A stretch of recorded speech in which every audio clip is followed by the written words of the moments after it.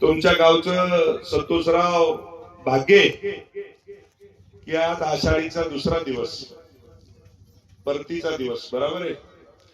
आणि मला वाटते की आज या ठिकाणी आपण सगळेजण काल सगळेजणांनी एकादशी धरले असतील ना.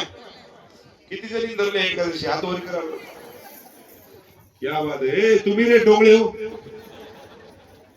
ही एकच धरतात एकादशी. ही आईला बाकी तुमच्या माहितीसाठी वाहच नाही.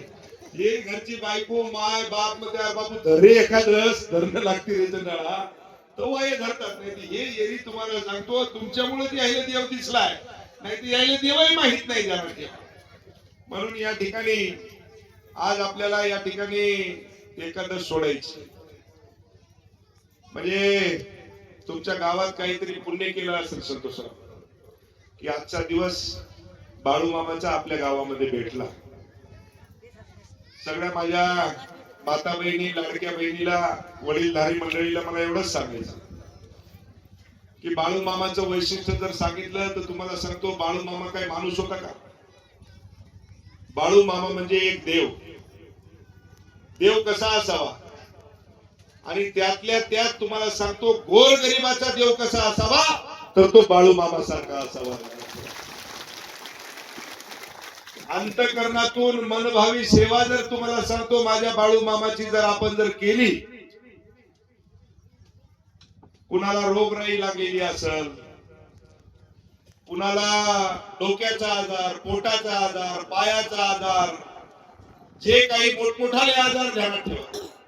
अंगावरती खाज असेल, इसमगोल, अंजूद, गचकरण अशा मोठमोठाल्या बिमाऱ्या असतील, पण जर माझ्या बाळू मामाच्या इमानेद्वारे तुम्हाला सांगतो त्या माझ्या बाळू मामाच्या मेंढ्या आणि त्या ठिकाणी ज्या कळपामध्ये तुम्हाला सांगतो जर एखादा रोगराईचा माणूस जर त्या ठिकाणी 8 दिवस त्या कळपामध्ये जर त्या कोठ्यामध्ये जर एखादा राहिला तर 10%, 20%, 100% नाही 1000% त्याची बिमारी सुधारल्याशिवाय राहत नाही. बाळू मामाचं वैशिष्ट्य.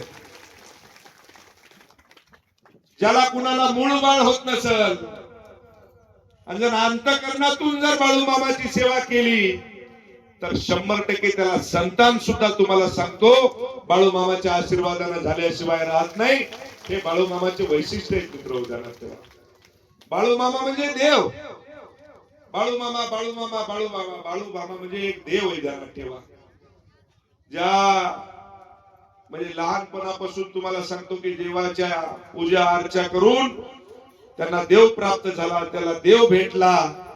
आणि बाळू मामा सुद्धा म्हणजे महादेवाचं तिसरं रूप आहे मित्र. ध्यानात ठेवा बाळू मामा म्हणजे. म्हणून या ठिकाणी आपल्याला सगळ्या जणांना ज्या ज्या ठिकाणी तुम्हाला सांगतो आपल्याला बाळू मामाची सेवा करता येईल, आपण सगळ्या जणांनी बाळू मामाची सेवा ही केली पाहिजे. या ठिकाणी आता जर आपण जर बघितलं तर तुम्हाला सांगतो आमच्या लाडक्या बहिणीची, माता बहिणीची संख्या जास्त आहे आणि आमच्यासारखी माय पहा रे किती कमी आहे. तुटुक तुटुक पस्तीत पेटी, बरोबर आहे. म्हणजे पण आपल्याला आज या ठिकाणी मी आपल्या सगळ्या जणांना सांगतो पुरुष मंडळी, आज बाळू मामा मी तुम्हाला सांगितलं ना, पण इमानीद्वारे अंतकरणातून ध्यानात ठेवा. मी तुम्हाला जे सांगल ते चुकीनं म्हणजे शब्द चुकवायचा नाही. किती जण सगळेजण दारू पेता हात वरी करा बरं. आता बाळूमामाच्या दरबारात हात वरी करा पेतल की हेंडला. बरं, जे कोण दारू पेत नाही ते हात वर करा. जे पित नाही ते ए माया हो तुम्ही जरा तिकडे पहा.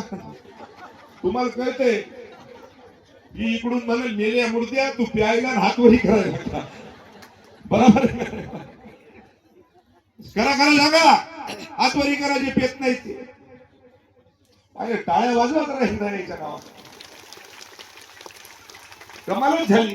बाळू मामाचा चमत्कार आहे दुसरा. बरोबर.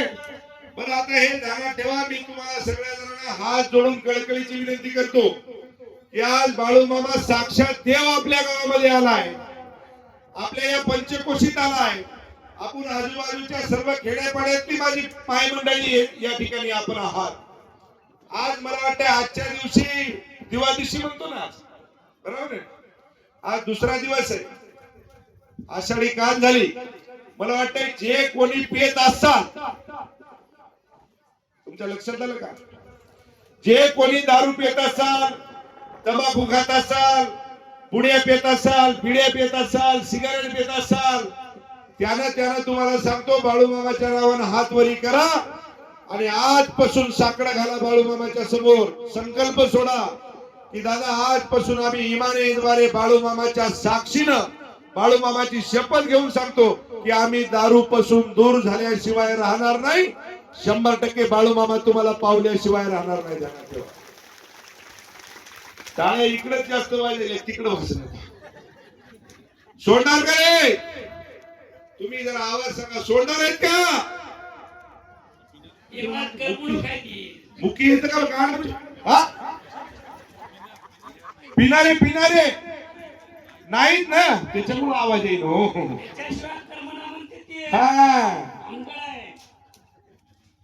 बाबा, एक ध्यानात ठेवा, हे काय मनोरंजनाचं काम नाही. पण त्या बिचाऱ्या ह्या ज्या लाडक्या बहिणी आहेत ना, ज्या घरामध्ये बाप दारू पितो, मुलगा दारू पितो, नवरा दारू पितो, रोज बिचारी तिळ मरती. ध्यानात ठेवा. एकदा मेलेलं पुरलं माय, खटकन तुम्हाला सांगतो, मेलं पुरलं जाळलं, लगेच तेरवी, लगेच गोड जेवण, तुम्ही कामाला मोकळे. नाही तर हे रोज तुम्हाला सांगतो पिऊन यायले, रोज तीळ मारायला तुम्ही, हे काही कमी आहे का?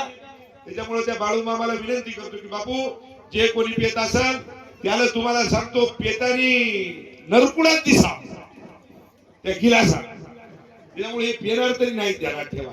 म्हणून या ठिकाणी सगळ्या जणांना पुन्हा एकदा आपल्या सगळ्या जणांना विनंती करतो की व्यसनापासून आपण सगळ्या जणांनी दूर राहावं, अशीच बाळूमामाच्या चरणी मी विनंती करतो. आणि आपल्या सगळ्या जणांना आजच्या या ठिकाणी आषाढीच्या निमित्ताने खूप खूप मनपूर्वक शुभेच्छा देतो. जय बाळूमामा. आता जोरात एकदा, आता कॅमेरा फिरवले. बाळूमामाच्या नावानं, बाळूमामाच्या नावानं, बाळूमामाच्या नावानं.